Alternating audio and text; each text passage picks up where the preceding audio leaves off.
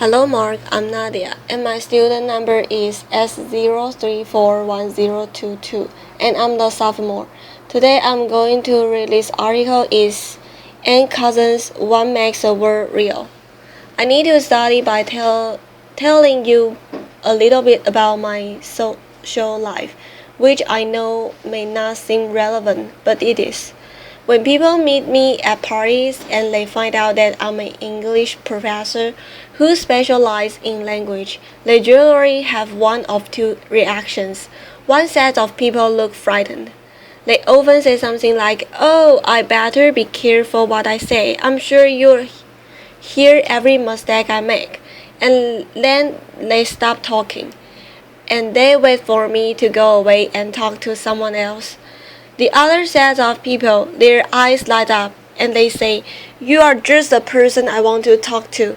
And then they tell me about whatever it is they think is going wrong with the English language. A couple of weeks ago, I was at a dinner party, and the man to my right started telling me about all the ways that the internet is degrading the English language.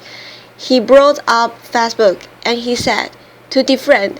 I mean, is that even a real word?" I want to pose on that question. What makes a word real? My dinner companion and I both know what the verb defriend means. So when does a new word like defriend become real? Who who has the authority to make those kinds of official decisions about words anyway? Those are the questions I want to talk about today.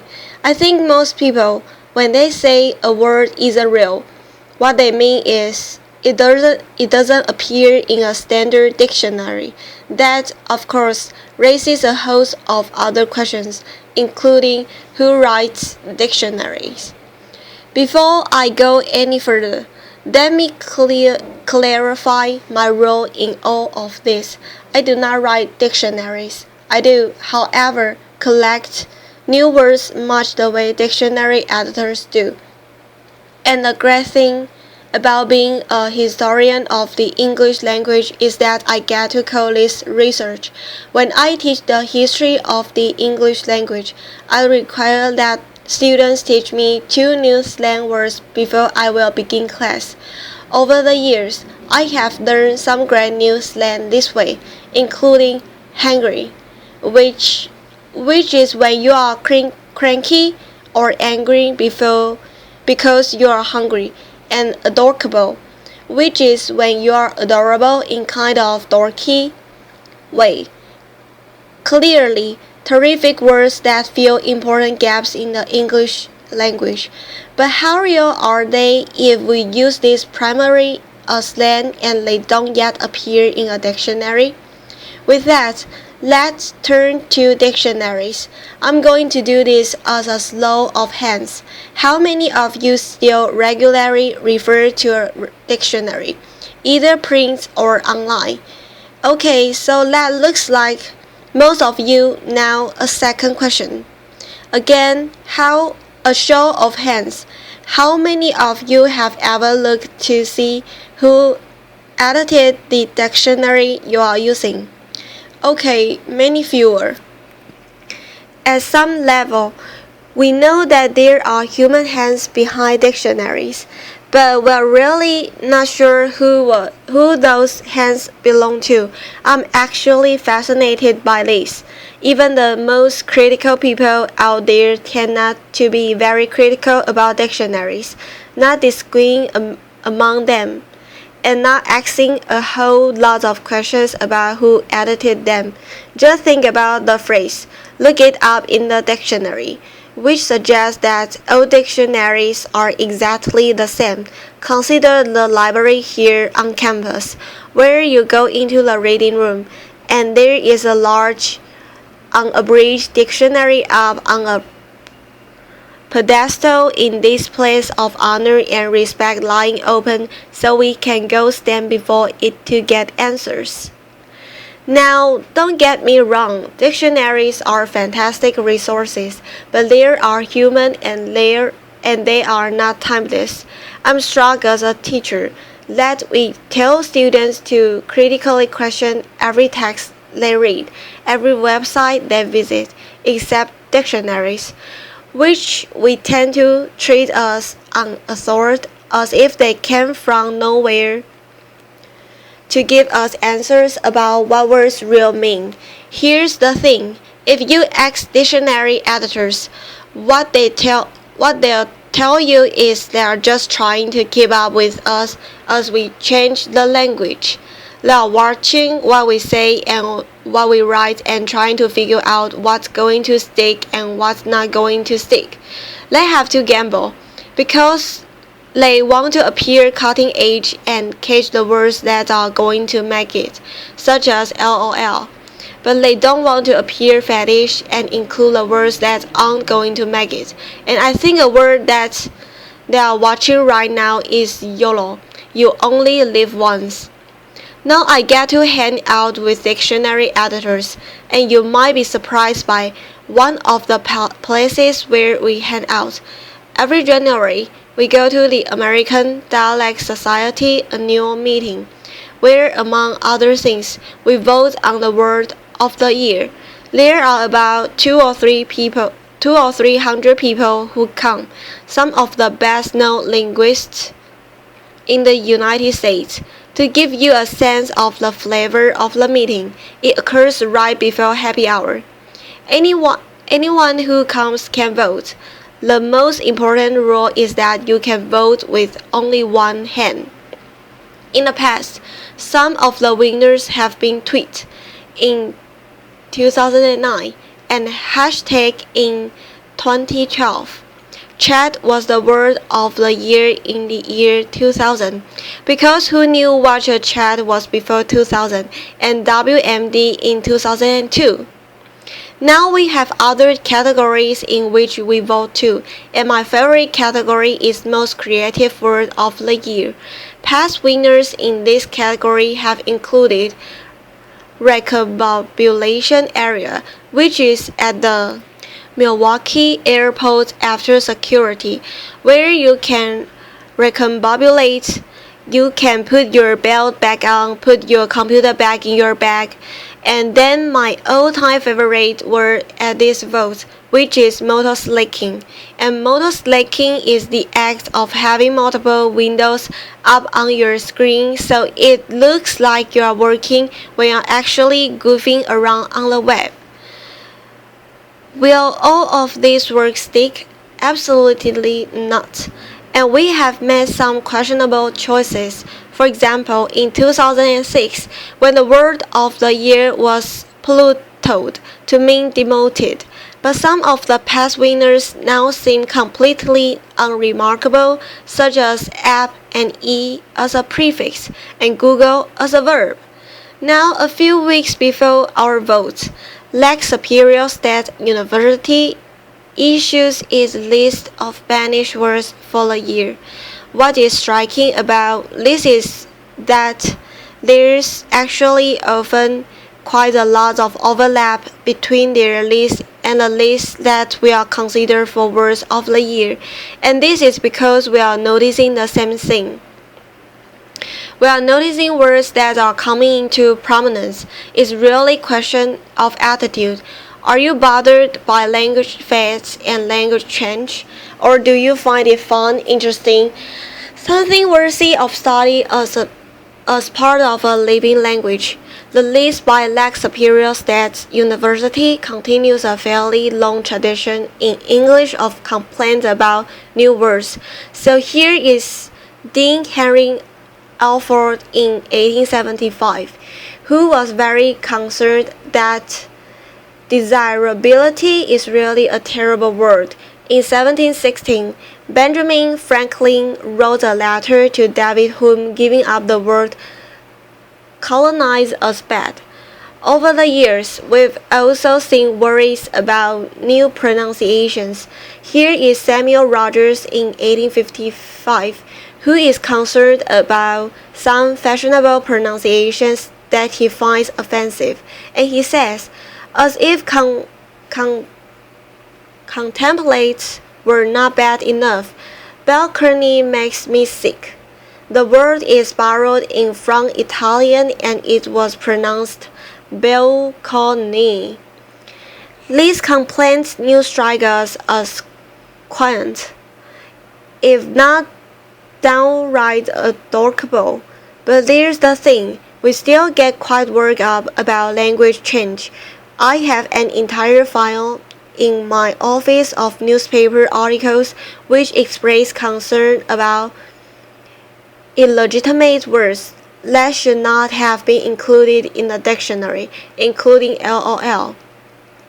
When it got into the Oxford English Dictionary and different, when it got into the Oxford American Dictionary, I also have articles expressing concern about invite as a noun, impact as a verb, because only teeth can be impacted, and incentivize is described as bullish. Bureaucratic misspeak. Now it's not that dictionary editors ignore these kinds of attitudes about language. They try to provide us some guidance about words that are considered slang or informal or offensive, often through usage labels, but they are in something of a bind because they are trying to describe what we do, and they know that we often go to dictionaries to get information about how we should use a word well or appropriately in response. The American Heritage Dictionaries include usage notes. Usage notes tend to occur with words that are troublesome in one way, and one of the ways that they can be troublesome is that they are changing meaning. Now usage notes involve every human decisions, and I think, as dictionary users, we are often not as aware of those human decisions as we should be. To show you what I mean, we'll look at an example, but if we do, I want to explain what the dictionary editors are trying to deal with in this usage note. Think about the word peruse and how you use that word. I would guess many of you are thinking of skiing, scan, reading quickly. Some of you may even have some working involved because you are perusing grocery store shelves or something like that. You might be surprised to learn that if you look in most standard dictionaries, the first definition will be to read carefully or pore over. American Heritage has that as the first definition.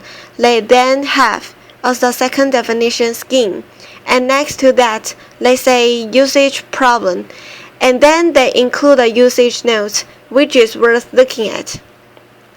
So here's the usage notes. Peruse has long meant to read thoroughly, but the word is often used more loosely to mean simply to read.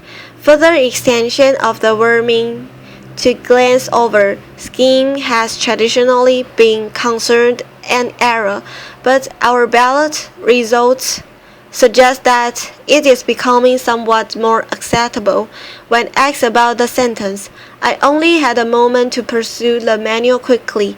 60% of the usage panel found it unacceptable in 1988, 15% in 1999, and 48% in 2011. The usage panel, that trusted body of language authorities who is getting more lenient about this. Now that I hope you are thinking right now is, wait, who's on the usage panel, and what should I do with their pronouncements? If you look in the front matter of American Heritage Dictionaries, you can actually find the names of the people on the usage panel, but who looks at the front matter of dictionaries? There are about 200 people in the usage panel. They include academicians, journalists, creative writers. There's a Supreme Court justice on it and a few linguists. As of 2005, the list includes me. Here's what we can do for you. We can give you a sense of the range of opinions about contested usage. That is and should be the extent of our authority. We are not a language academy. About once a year, I got a ballot that asks me about whether new uses, new pronunciations, new meanings are acceptable.